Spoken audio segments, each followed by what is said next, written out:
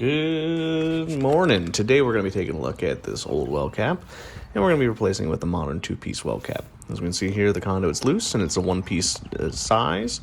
First step that we're going to do is we're going to get all of our tools out, lay them next to the well, start removing the sods. That way when we put this back, it'll at least have some semblance to what it used to look like. We're going to go ahead now and we're going to dig down about 18 inches into the ground. That's our state's requirement for how deep the conduit must go. They say that the most depth that a burrowing critter will go is 18 inches. Not 100% sure where they got that number, but that's the number that they want us to go with. So we're going to watch as I go ahead and dig this hole. We'll see you in a second.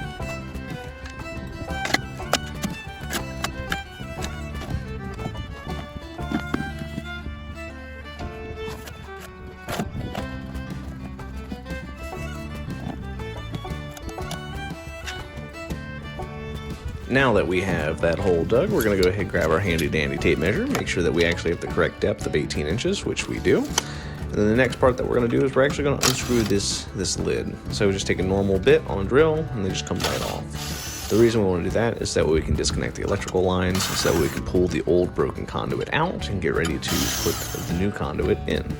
This takes a few seconds. It's super not difficult to do.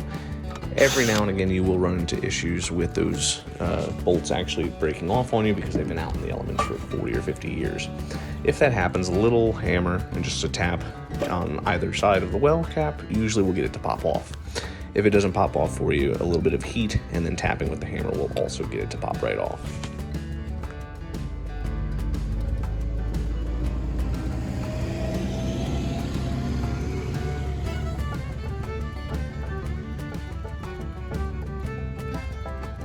Alrighty, so this is going to be the electrical connections that come already pre-attached to the well. So we're going to go ahead and remove that electrical tape, those wire nuts, take everything apart, clean it all up, make it look nice and pretty, and then remove that old conduit.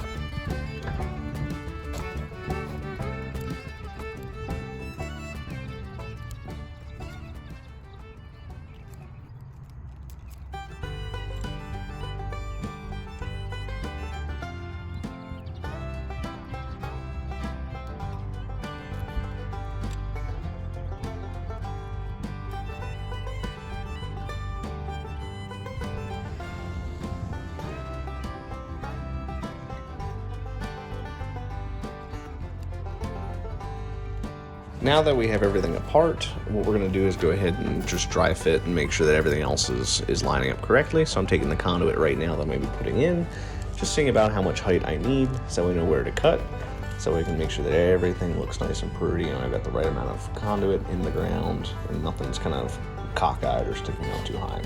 Now we're going to look at the actual cap that we're going to be installing. This is the same brand as what the one-piece cap was, but this is the two-piece version.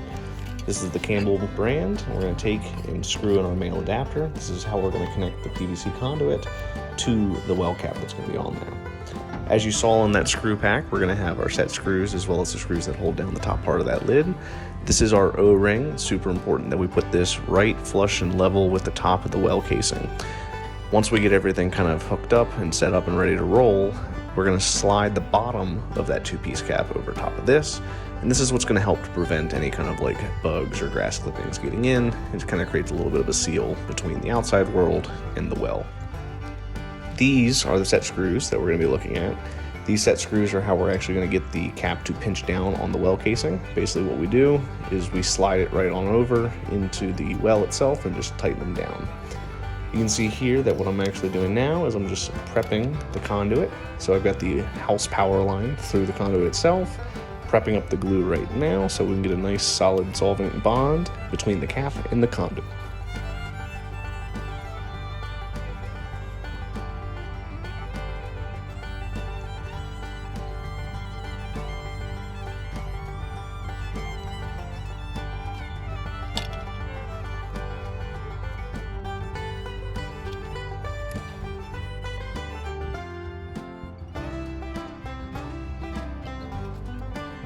Alrighty, now that all the glue is ready to roll, we're going to go ahead and slide our wires through and get the cap ready to set. So we just got the conduit secured in there, and what I'm doing now is I'm pressing down into the ground to try and push that conduit down so that we can get a nice level cap surface.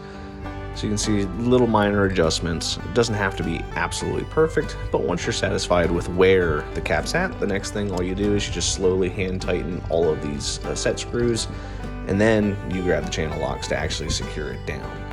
You don't want to over tighten them, but a little bit of snug tight fit so that way it doesn't come off when you just start pulling on it. It's kind of where you want to be.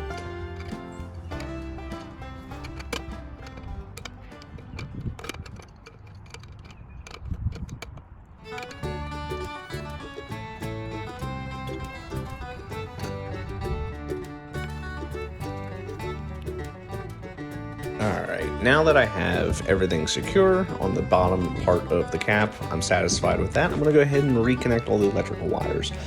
So we just go ahead and make sure we trim back the old exposed copper so that we can get nice new clean copper, tie them together, wire nut them down, and we're going to get some electrical tape to kind of seal them up a little bit so that way a little bit of that water that we have inside of our well when we're rinsing it doesn't get into the connections and cause problems.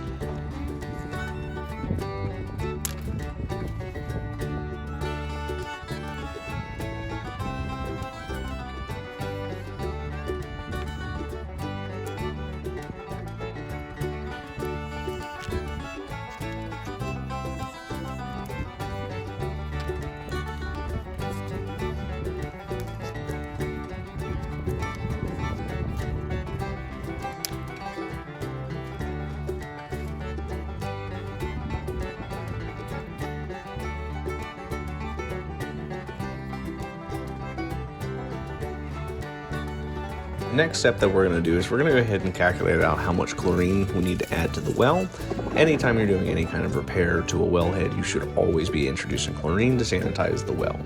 No matter how careful you are, you could potentially get bacteria, grass clippings, or even pieces of debris that fall in there. So this is a safety precaution. From there, we're going to take a hose and we're going to introduce with water so we can kind of get this chlorine to cycle through so we don't have to worry about anything kind of ending up in the pipes inadvertently.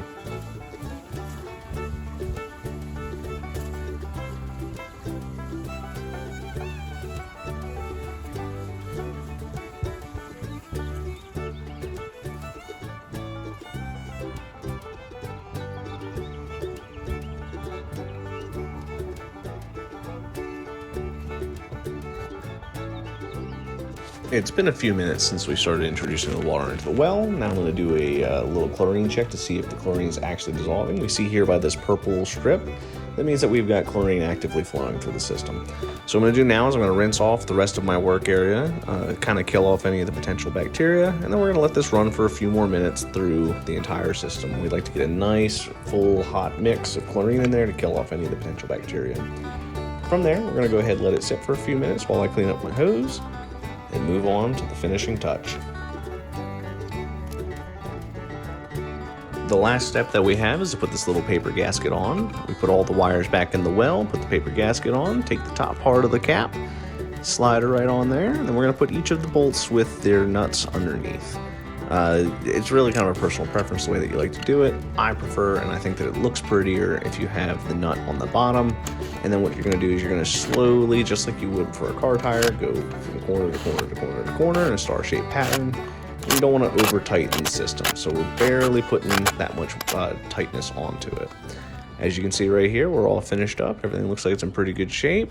We got a nice new secure conduit. It's not broken. The well cap's nice and snug, and the well's been chlorinated. This client should be good to go.